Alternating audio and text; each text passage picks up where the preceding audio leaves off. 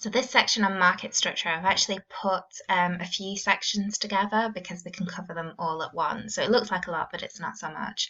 So there are a range of different market structures. Not every market is similar to each other, and we'll be having a look at the range of just an overview of a few of them.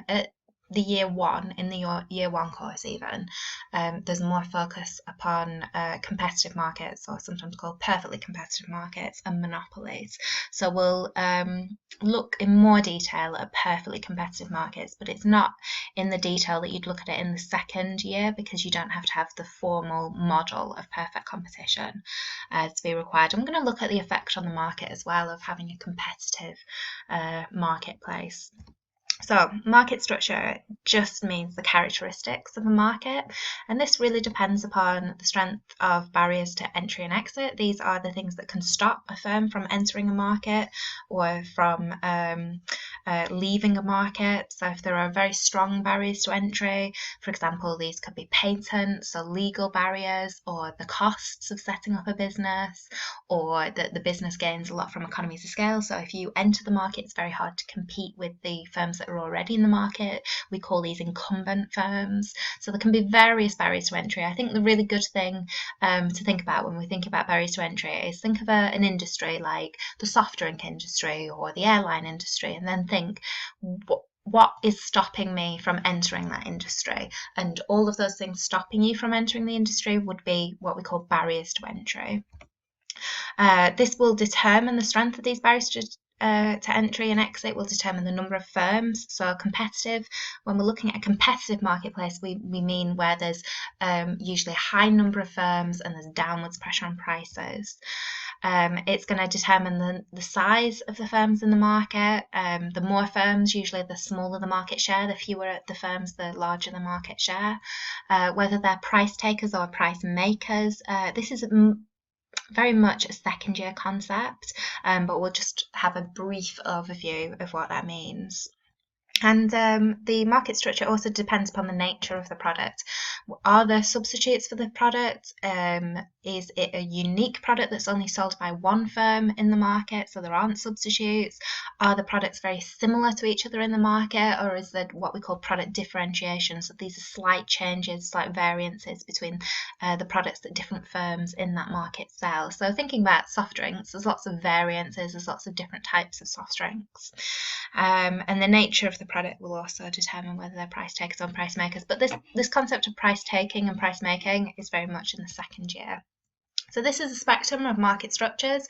So from the point of there being more competition, we have what we call perfect competition, perfectly competitive markets, where there's less competition at this end, and we have monopolies. And so this is when the market's more concentrated. That concentration is just really looking at the market share of firms in the industry. How much of the market does the top firms have? So if the top 2 firms or top 3 firms have 90% of the market, we'd say it's a very concentrated market. The lower the percentage share of the market the top firms have, the less concentrated the market is. So if we're comparing, we're not going to go into detail about monopolistic competition and oligopoly in this presentation because you don't need it for the first year exam, but you'll get to look at that part in the second year.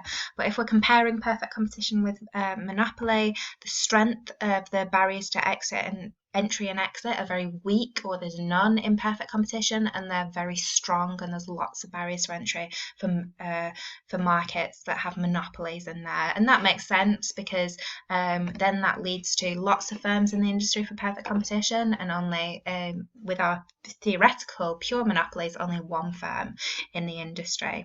The size of the firm, they're very small because there's lots of firms competing, whereas the firm is the industry, so it's very big with monopolies. Perfect competition, the firms have to take the market price that's set by the interaction of supply and demand, and we'll see that later on. Whereas monopolies, they're what we call price maker. So because there's only one firm in the market, they can determine the price of the market. They get to decide what price they're going to sell at. And the nature of the product, we call it homogeneous in perfect competition, which means that every firm is selling an identical product to the other firms. Whereas in a monopoly, there's only one firm selling the product, so therefore it's unique. No other firms are selling that product. So The impact of these characteristics are very important because it's going to have an impact on the price that's charged in the market, the equilibrium quantity in the market, the amount of profit that's made, whether the market is productively efficient, whether it's allocatively efficient, and whether there are something called dynamic efficiencies as well. And these only really tend to occur. Dynamic efficiency, just to give you a little bit more detail, is when we get improvements in efficiency over time, whereas productive efficiency and allocative efficiency is what we call static efficiencies. So we only tend to get improvements over time if we can invest money in to research and development and making improvements over time. So those dynamic efficiencies only tend to come when a firm's making profit in the market. So we'll have a look at what happens with that really when we look at monopolies. But the benefits of it being a more competitive market compared to a less competitive market is two things, two main things that I've put here. We get downwards pressure on costs, okay, because there's lots of firms in the market, they're trying to compete with each other. So one way to compete with each other is to put downwards pressure on costs, and therefore you can charge a lower price. So you're more likely to be productively efficient. There's more pressure to be productively efficient if it's a competitive market, and therefore you're more likely to have lower prices. More people can afford the item, so more people can buy it, and that means that we're improving allocative efficiency, so more people have their needs and wants catered for. There's also a lot of pressure to provide the products that customers want, so we might have better quality, better customer service, more choice, and again that should help with allocative efficiency. So this is what, surprise, surprise, this is what it looks like when we have a competitive market. Prices are determined by the interaction of demand and supply, and we set the price where the equilibrium is with supply and demand. So this is demand coming from customers, and then we have the supply of all the firms in the industry. And we're going to see that you actually get usually a lower price than the price that would be charged in a monopoly market, because they're going to limit the output. Don't just think of competition as price-based. Sometimes firms do try and differentiate themselves from each other. This is a really important term to try and make their products or what they're offering seem different from the competition. They might engage in non-price competition.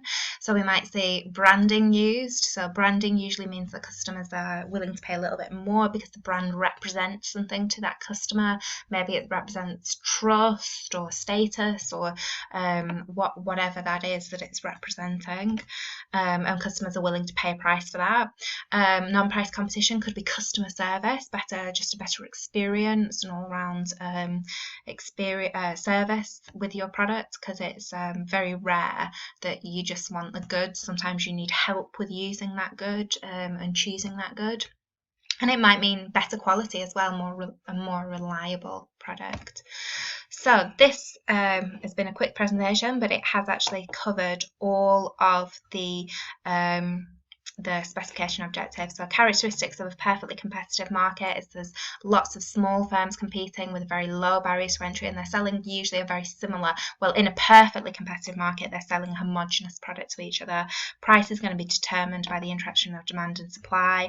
We haven't fully explained this one. You can't really explain it until you've done the monopoly presentation, but I've alluded to it. The profits are likely to be lower. And that firms don't just compete on price, they also compete on other things as well. Improvement in the products. I'm not trying to cross that out, I was trying to underline it. Improvement in the products, improve costs, improve the quality of the service provided.